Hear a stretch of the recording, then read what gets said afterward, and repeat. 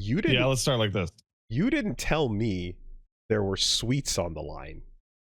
Yeah, no, I didn't. Why would I tell you that? You didn't. That would empower you. You didn't tell me there were sweets. So I over the weekend or last week, I snuck a cookie from the cookie jar, quite literally. Right. Nigga, if you need your sweets, talk to me and we can set something up so I can guarantee you some sweets. No. You can't say that. No, you can't say that. You're gonna fuck it up. Talk to your boy. You're gonna fuck it up, Woolie. No. What's going on? Anyway, yeah, so I stole a cookie from the cookie jar and I ate it. You? And now I'm in trouble. So I gotta beat you in the tourney. Wait, is there a sweet privileges back. Hold on. Is there a literal cookie jar that a literal cookie? Yeah, it's a literal cookie jar. As the proverbial cookie jar couldn't be, then who? The proverbial and the literal. And I gotta beat you 50% of the time or more to get in. Problem being, you have the best team in the Say Jam Slam. I think like easy. I think we got some fucking beasts, and the craziest part about it is that we are bottom heavy. We are fat bottom girls. Because I was like, okay, you beat my pairings, my duos 3 times, and we took one off you, right? And I'm like, when it was just you and me, I felt like it could go either way. Maybe you were a little better. But like when Gary was in there, it's just like, Gary, get out of seed 2. It's kind of go to a different team, seed 1. It's actually insane. The entire like I said, the bottom half of our team are just ridiculous beasts. Gary, Zizix, Frodan, and Deathy are, I think, sweeping. I think Gary and Frodan won every single match they had together. And then Frodan and Deathy as well. And the thing, just talking about it, is like, you like when we're chatting it up in the fucking Spectres chat, right? And what you have to understand is Deathy has never played a fighting game before, and that's crazy. This is the first fighting game he's ever played, and he started 10 days ago. That's so nuts. It's just the spirit of the fight within, man. The approach and like the level of going into it, going, okay, I got it. I got this, you know, and it's just a constant, like, I'm going in and I'm here to learn. And when I fuck something up, got it, download, move on to the next. Like, he is assimilating the data, and he plays team fight tactics. And like, it's fucking crazy to watch. Frodan, I wouldn't have thought that would have like applied or cross-pollinated in any significant way. Yeah, it's kind of a bummer in that the format is set up in a way where we all get to team up with everyone on the team minus one member. And like Frodan being on such an insane rip, and I don't get to play with him. And so we haven't had a chance to really interact, you know, to play together much, because we're trying to focus on, you know, what we're on the team, you know. And and then up top in the meantime, like, so Diphone and Zane had some struggles in the fucking god bracket with the coaches, and then that god bracket is fucked up. It is super fucked up, because you and I got to dip our toe in there for a round. It's fucked up in there. Yes, it is. And I'm also not pulling weight, you know, doing my best, but still. I mixed up Sonic Fox with a cross-up, and we won the round. I'm going to just take that. I'm going to take that. Take that all day. Take that all day. All day and all night. Absolutely.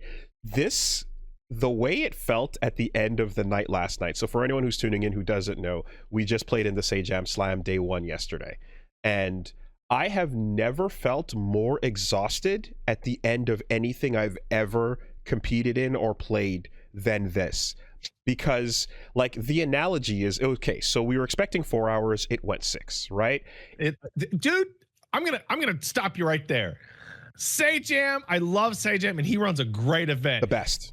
This is the second time every time he's like, okay, guys, we're going to make it. It's going to be like 4 hours. Should go move through the rounds quickly. And it's like, you're wrong every day. But there was one last time we had to cut a whole round on day 2 and we still went like 3 hours long. But I participated in his test run. So he did a couple of test runs to try it out. And I was in one of them and it went 4 hours, right?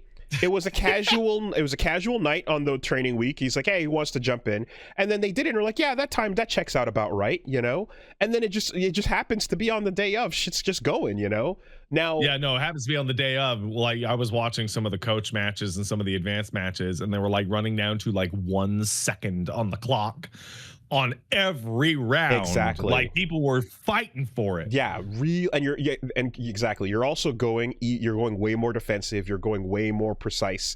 You're locking it down a little bit. You're being a little less foolhardy in some situations, so it takes longer for the set. I felt like a combination of. Remember when we did that 6-hour parking lot meet and greet? Yes. Yeah. So I felt that the drain of that, right?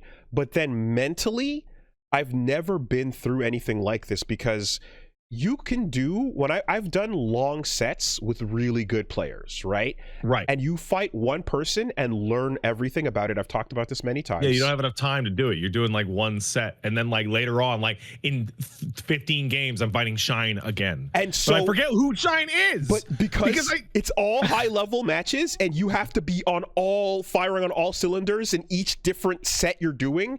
Your brain is maximum activity at all times, and then you have to change. And like it was just this thing of like I was trying to come up with an analogy earlier talking to Punch Mom, and what I said was, okay, when you start fighting against somebody who is, you know, doesn't know about the game as well as you do, imagine you have to play a game of hide and go seek with somebody, and you're like, we're gonna play in the house, all right? Yeah. And then you start playing, and then you don't know where this person is at, like in terms of their level, but you eventually realize, oh, they don't know about upstairs.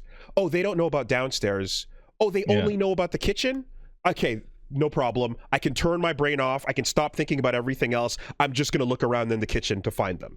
And then you run into situations where you think they don't know about upstairs, and here comes upstairs. Well, and now imagine this 6-hour run with all these really strong players who are literally the best in the world. And the whole time you're like, oh my God, I have to check the whole house. I have to check the whole house, every corner of the house. And they're like, bitch, I'm on the roof. And you're like, you can get up to the roof? I didn't know you could get to the roof. I didn't know you could do that. So it's so exhausting, and then you fight the next person and you're like, oh my God, do I have to go get the ladder to check the roof? And they're like, nah, I'm hanging off the edge. I think the format also for Seed 1s was perfectly designed to like tilt us, because like first round was, I think, what was it co-coach in Seed 1? Yep. Right, and then that's the some tough matches to start the day, and then it's 1 and 4, which is a very fucking weird. Seed 1 and 4 is a weird fucking bracket to compete in, because Seed 1 is going nuts, but you can't just live on Seed 1. You have to tag in. You do. And then you're like, what do they got? And then invariably you have Seed 1 versus Seed 4. And then Seed 4 is new enough that they sometimes pull out stuff that shouldn't work, because Seed 1 is like, oh, who would do that? Who would do 2 supers in a row? Absolutely. Right? And then after that, after we've run fucking 10 sets, maybe 15 sets depending, into the death pool with the primary coaches. And it's like, that was like, that's when I was like, oh, it's a lot of matches. Yeah. And it was like, okay. And go fight Sonic Fox, go fight Cloud, go fight Super Noon. The feeling of being the linchpin anchor to hold the game down, and then switching to being just don't fuck it up for them. Just don't die. Just don't fuck it up for them immediately. Be a really good assist. Can you be a really good assist for 2 straight rounds? Now let me ask you this, Pat. This is what I want to know about your experience. Yeah. How about those fucking duos? How about playing this game duos? Isn't that fucking different and crazy? It's it is a coin flip as to whether or not it's really good or really bad. So in neutral, like having a duo partner to toss out a assist at like a slightly off timing to fuck people up and catch the, like, because I'm running Thresh, right? So I'm doing his back assist to scoop up from full screen, right? So I'm just watching out what would be a really annoying time for the scoop to come out, right? Being on duo for that fucking rules, because that's my only job is to focus on when would be a really annoying time to do this. In the mix, duos can be out infuriating because I'm trying to help or my partner's trying to help, and they push your opponent out of the combo. Yeah. And save them with the assist. Yep. And I did that myself, and I had that done to me. Yep. And when I did it to my partner, I was like, fuck! Yep. Fuck! I just lost the round. You just lost. I literally pushed the opponent to safety. It's crazy. It's crazy. I feel that is the part of it. So it feels like when you're playing with a duo, like it is to me, it feels objectively worse all the way up until the high level where you're both perfectly drift compatible. And then when you're both just reading each other's minds and doing everything in sync, right? When you got that like Sonic Fox and Inzem or the twins, it's like when you're at that fucking, you know, that's when it surpasses all else, right? However, no matter what level it is before that, it's always more hype. It feels so much worse, but it's always more hype. It's so, both at the same time. I had a really, really good experience with specifically duos with Lotus and Sage, because they were both playing Ahri. And Ahri's, I don't know what to call it, it's her back assist, her fucking Vegeta, like DBFG assist. That thing just is incredible in all situations. Every game where you get that, Amaterasu, Vegeta, Ahri, anything that's a diagonal fireballs, pin you down. Oh no, I beefed it. Don't worry. They came in to save me from my own mistake, right? Every time. And similarly, those two guys, when I was doing Thresh's full screen back assist to scoop somebody up off like a, you know, they'd be jumping in, you know, Sage would be jumping in and I would scoop the opponent and fuck up their 2H. And Sage would just pick the whole fucking thing up, just like, oh, they got popped. Okay, here it goes, bop, bouncing off the fucking walls, like, and it's like, oh, I did that. Yeah, no, that was me actually. And so that's the cool thing too, is like of course with the coaches and that high level play is like you're playing in a way where you're just like, fuck it, I'm godlike enough that even if you fuck me up, I have the reactions and skill to pick up your mistake and keep the combo going. You know? Yeah, what was it K7 just said? He's like, yeah, just throw it out whenever it's good, and if you hit them, I'll pick it up. Yeah, I'll just grab it. Yeah, and I'm like, oh, okay. And he played Yasuo, so yeah, no, he could just hit down H in the air and he would just grab anything and just scoop it up. Yep. Diaphone and Zane, same thing, you know, just like, okay, that was not where I expected you to throw that out there, but we're rocking with it. It's okay, you know. Or use it to create a reset is the other thing, right? Where like Zane using Ahri, just be like, okay, pop him up with the tentacle, try to get a hit in. Okay, didn't quite work. All right, it's fine. Dash, crossover. It's a mix now, you know. Yeah, it's such a weird feeling. And so I know that like, I feel that my level of confidence in this game and where I felt going into this was, I'm like, I feel like I know how to play 2XKO. I feel like I know how to play a fighting game. I feel like I could play this one. You know, I have some bread and butters and some little tricks that I can do. And I'm kind of like, I should probably go like ranked to my proper, to where I feel like I should, until I feel like hardlock, that I just haven't put the time in on that. But like, regardless of that, the moment you have little things like this where you're like, oh, I cannot push block you out the timing that I want to, because I'm so reliant on me learning when to push block my opponent and then blow them up for a certain thing, or I can't do the bread and butters that I'm used to with, you know, Vi up front and all that stuff, and like all these things that I super relied on get taken away from me, and I feel like I'm starting over again, you know. And this week for me has been like rebuilding from the ground up, with essentially taking the format for what it is and realizing that like, okay, this is duos, this is what it is, and so I can do my best to not be like I can do my best to be a good partner, and like I know where I have to brush up on the fuck ups I've been making and stuff, but overall I'm playing Alawi and trying to use her strengths, which are not in neutral. I'm not fucking covering the screen like Ari or Thresh or Echo or any of those. You're an obstacle. You're a piece of shit smearing up the screen with garbage. I'm here to support the team and to put the tentacles down and there was a moment. There was a moment. I forget who I was playing with, and I'm like, this motherfucker is gonna just double forward assist again. All day. Fucking first thing in the fucking round, and like sure enough, here you come. And even though we're literally talking about how you're going to double forward assist in a row, I think you and your partner still tagged us. Yep.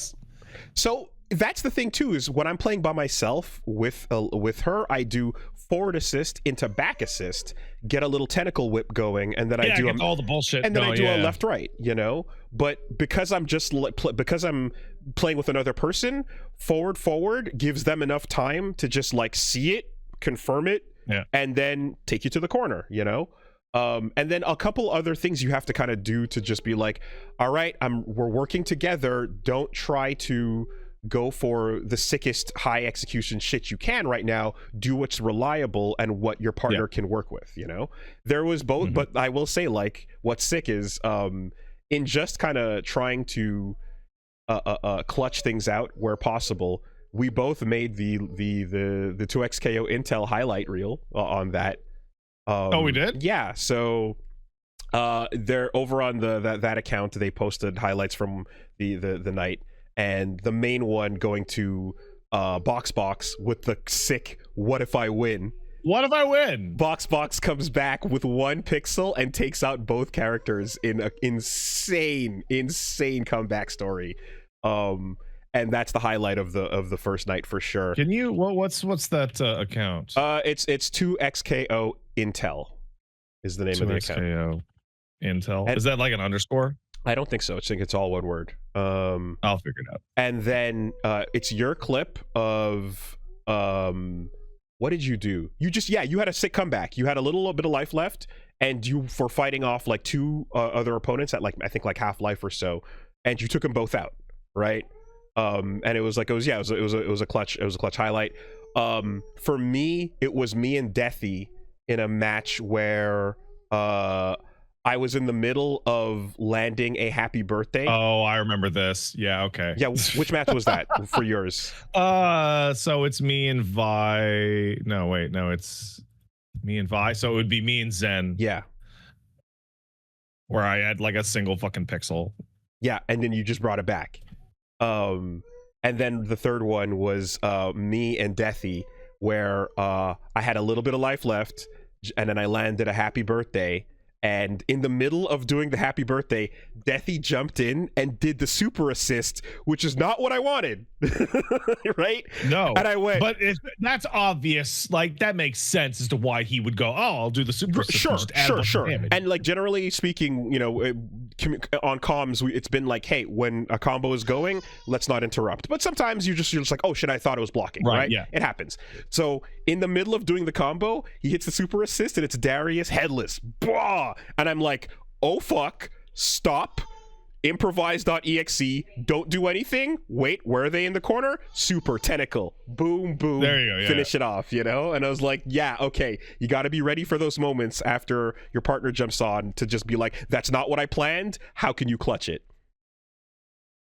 Oh, there it is. Oh, I see you just going, wait. Yeah, there's a lot of combos in this game or states that you have to use your fucking brain to not do anything. Like Thresh, when he does the box in the corner, in the top right corner, there's a range where you have to wait for them to fall before headless or anybody's beam super works, because otherwise whole super will go off before you fall into it. Yo, that champion is pretty fucking strong. Thresh. Thresh is okay. Yeah. I was talking about this during the slam, and I was like, I can't, like, the choices of characters we've chosen to bring into the slam are so emblematic of our personalities. Woolie goes, okay, Illaoi. I've been playing Illaoi the entire length of the game. I'm clearly the most comfortable with Illaoi. I'm going to focus up on my strengths. And I'm saying, man, a bunch of people don't know how to play against Thresh. The unknown factor. Yeah. Okay. A bunch of people don't know what the fuck they're doing against Thresh, and they don't know how to deal with this bullshit. So I just have to get good enough, fast enough to beat other people's match knowledge. Yeah. And so you're focusing entirely on your own strengths, and I'm focusing entirely on other people's weaknesses. This moment now, when the character is new, is the time to take advantage of not knowing the matchup. Absolutely. Like, there's a couple parts of him that are bugged, like the fucking hold lantern, like S2, like teleport to burst. That thing doesn't scale at all. Okay. Like, it should be scaling at the end of long combos, and it just doesn't. So, the interesting thing about that too was, like, I mean, you say that, and I'm like, I am doubling down on my strengths, but also, like, I had an initial thing where I was like, okay, if I run Vi, like, I won't have the damage. It won't be as much of a support game. It'll be like two juggernauts on the team interchanging with each other. The other thing is, a lot of people are playing Vi. Right. Like, you would have definitely had to also play Illaoi in addition. And so there's that. But, like, really, I also am just going, oh, my Vi relies on her assist calls a whole bunch. Yeah. And the things that I don't want to be doing is her advanced, like, electric combos and then dropping them in the middle of a fucking competitive setting. I'm not fucking, that's my instant tilt, you know, is God damn it, I went for the harder thing and dropped it as a result. And then towards the end of the set yesterday, the night, I felt my brain leaking out of my ears. I straight up felt, I'm like, oh my God, I'm tired. And there were moments where I'm like, okay, yo, like, I tagged in Gary, and he's like, yeah, I got you, you know? And I'm just like, I'm fucking dying right now. This is crazy how exhausting it felt. But overall, it felt like Vi would have been able to get through some more of the zoning bullshit, would have been able to get in your face and do the scary things like Box shows, you know? And Box plays a Vi that never does her S1. There's a really weird vibe. He never does the lunge punch, right? He plays a really clean, just go for the mix, in and out, bob and weave, and I love it. No, he plays the, I'm gonna go for the fucking air throw is what he fucking plays. Yeah, absolutely. But he never does her main move, which is the lunge punch. He never does it. Yeah. Right? That's crazy. And so all this is like, it's tricky, but overall, I personally, I'm like, okay, I can be a way more effective teammate, like I said, with the tentacle wall, you know?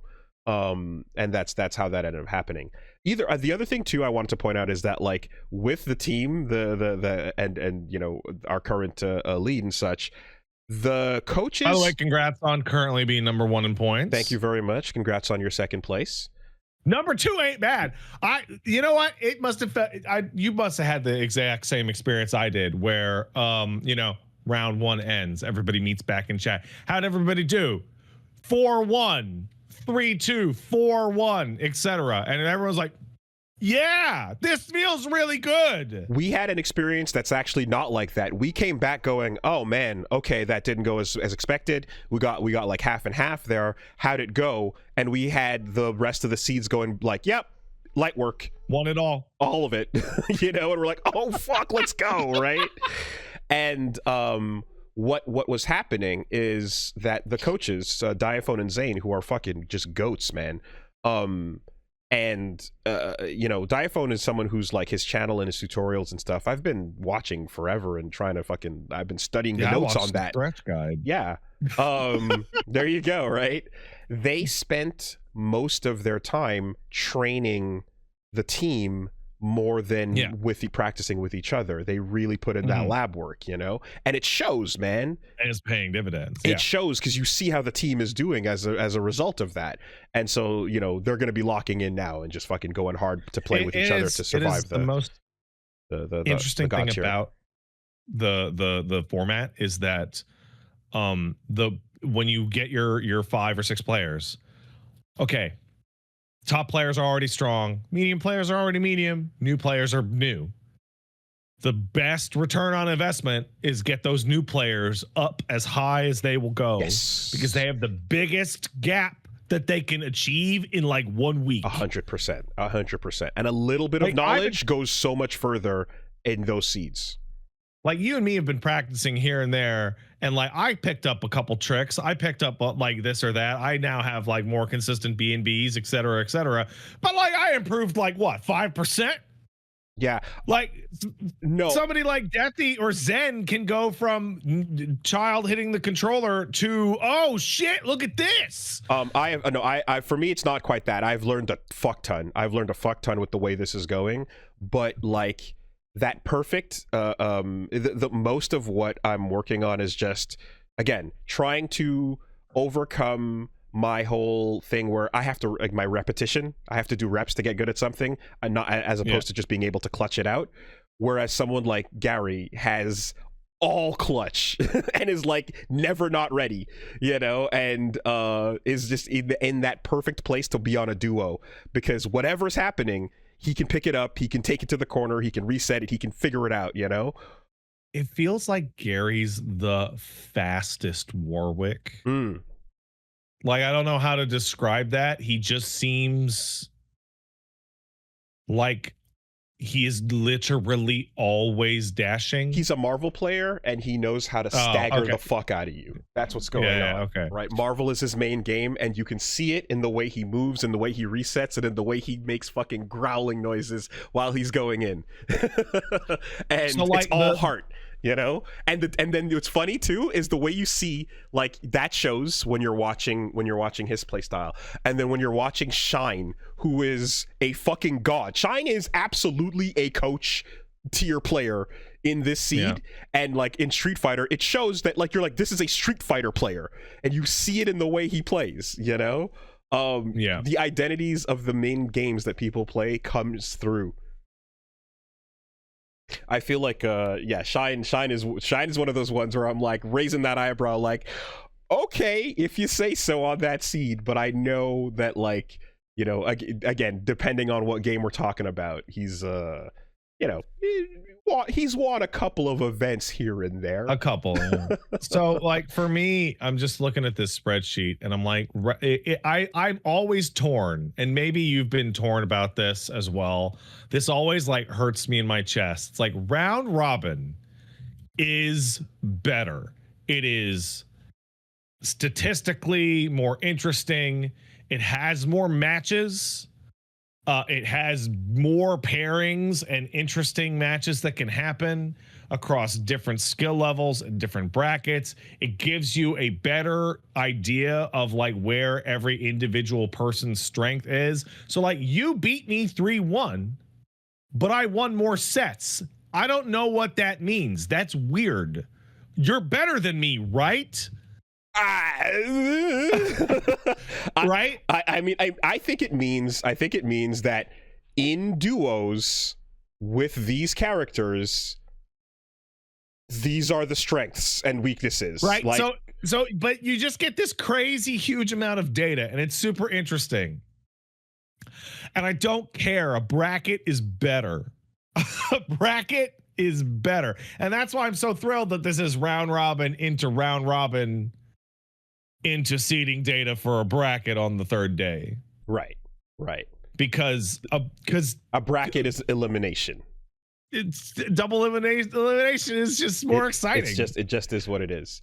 But I think this format that the Slam has, you know, even reinventing itself and coming back, this is perfect for someone who's, like, you know, a streamer that is interested in the game, that doesn't know too much about, you know, playing, and coming in wanting to get more matches. And, like, because there's multiple round robin days too, like, they give you that first week of, like, hey, go coach, go learn, go play and practice, right? And let's say there's somebody that's on a team that's a big streamer that is, like, not really, is busy and is not really grinding or taking it too seriously, you know.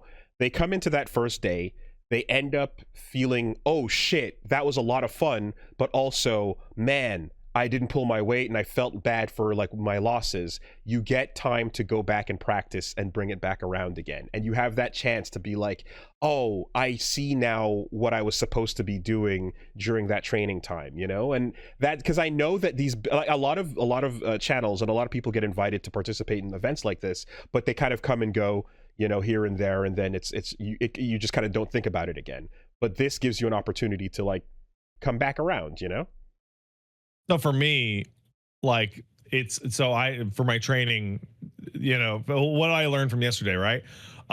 For myself, what I learned is, hey, fucking stop dropping shit and choking under pressure. Yeah. That's my number one. And I don't know how to train that other than go to day 2, which is when Cloud 805 is fucking rushing you down is don't panic. I guess I'll try harder.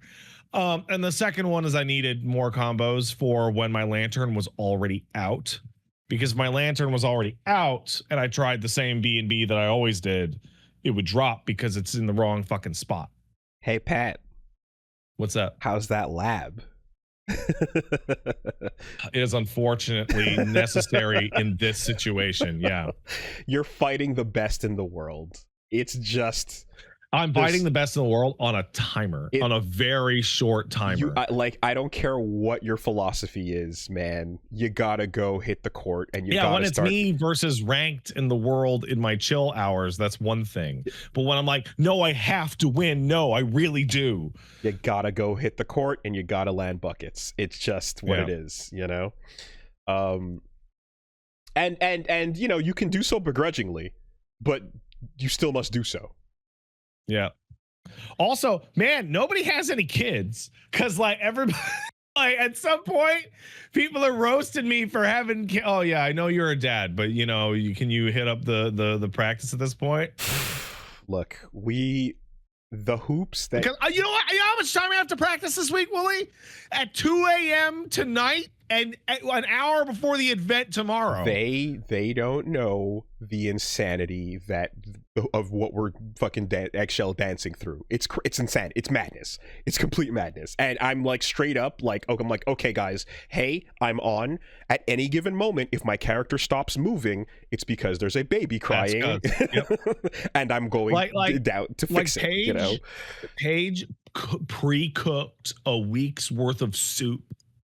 Man, so that during any given situation, soup me up. Okay, I've been souped. Yeah, no, like they're in the general chat in the orientation, you know, mocking each other for being unks, for being over 30. And I'm just like, bro, and I'm like, can they hear the sound of diaper changes happening right behind me? The important thing is that despite all that, we're not free against our other seeds in our you know, tier. That's what matters. What matters is not like it is. So there's the two goals. One, win, obviously. Win. That's the number 2. Don't embarrass yourself. You don't embarrass me. Yep. It's that right. Like, you know, it's that old fucking Sopranos wife style, just like, don't embarrass me out there. All right. If you're not gonna pull your weight, that's one thing. But don't get me killed. And I can unfortunately say that I managed to get the coaches killed at least twice yesterday. There's one that I remember I used Thresh's forward assist and I just pushed them out of a fucking Yasuo combo, and I was like, oh, we just died. I just killed ourselves. Okay, so I had such a bad one, and it was just comms. It was just comms because we were talking to each other, and this is the other part, is like getting used to the communication, right? Some people we're constantly talking with, like me and Deathy are talking constantly. Me and Diaphone, it's like medium. Me and Zane, pretty much silent, right? But there's a moment where it was like, essentially I said something to the effect of like, he had burst, and I said and I had super assist, I was dead, and so I said, let me know when, right? And I was talking about burst because it was like, when do you want me to pop this on your next touch, or do you want me to save it for the end? Right. Yeah. and that I'm not specifying, he thought I was talking about super assist. And just like that, I fucking popped the burst at the wrong time and completely just threw the game away. And it felt I forget awful. who. I don't know who. I think it was with K7, and he was like mixing somebody up in the corner, and he's like, "Okay, when they get up, use Thresh's multi-hit assist." And I went, oh.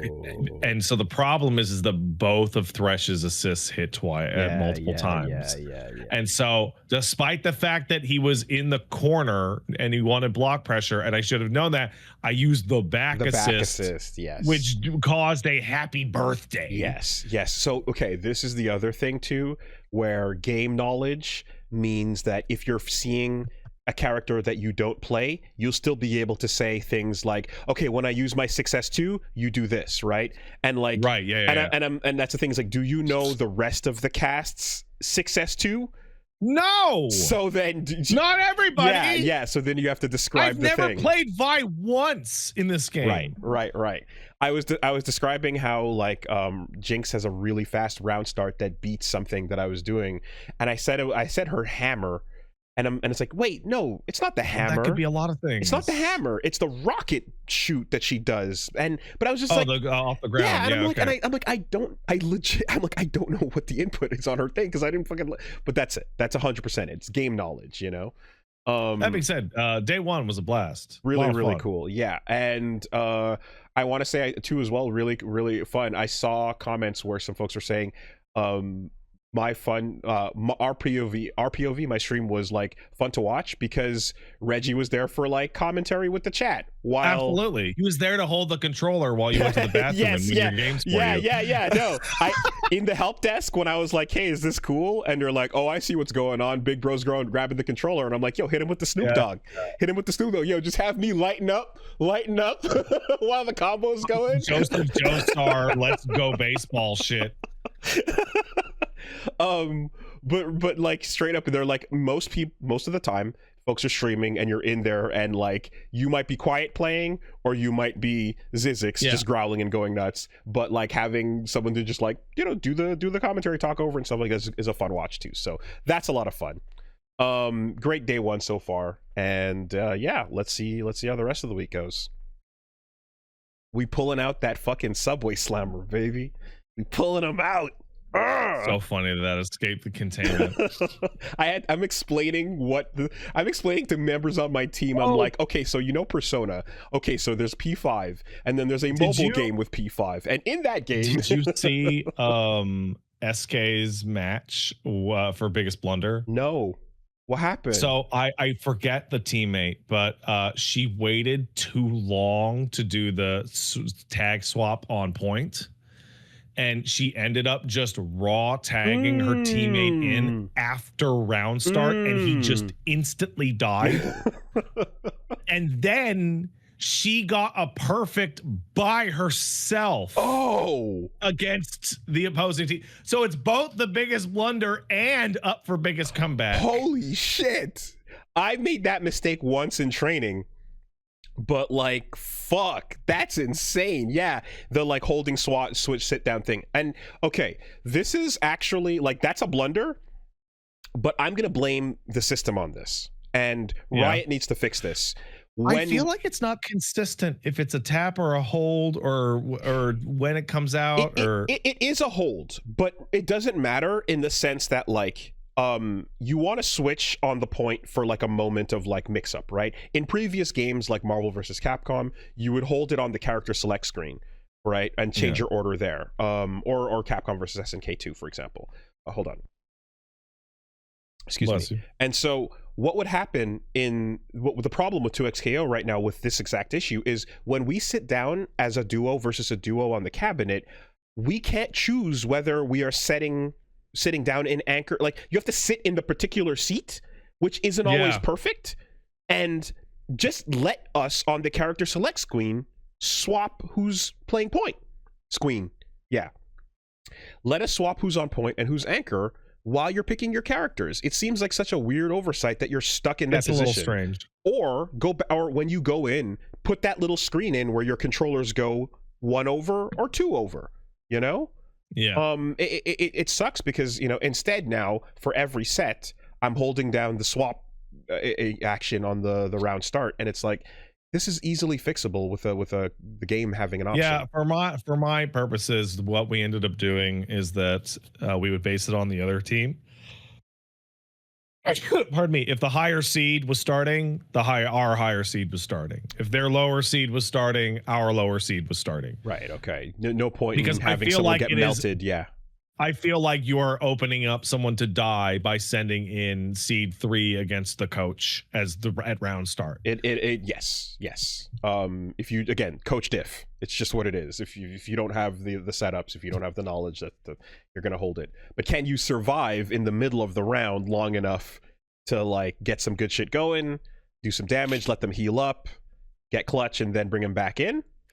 That's what matters, right?